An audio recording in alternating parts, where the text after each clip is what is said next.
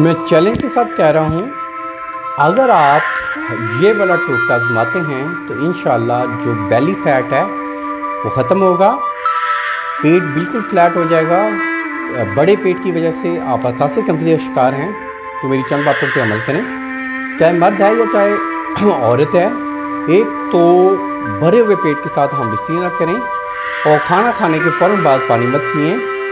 और ये कुछ टिप्स हैं, इनको नोट करें। सुबह जब आपने उठना है, खाली पेट आपने वार्म वाटर 1 गिलास, उसमें 2 टीस्पून लेमन का रस और उसमें आप 1 टेबल स्पून एप्पल का सिरका, यानी सेब का सिरका 1 नंबर, वो आप उसमें ऐड करें 1 टेबल स्पून।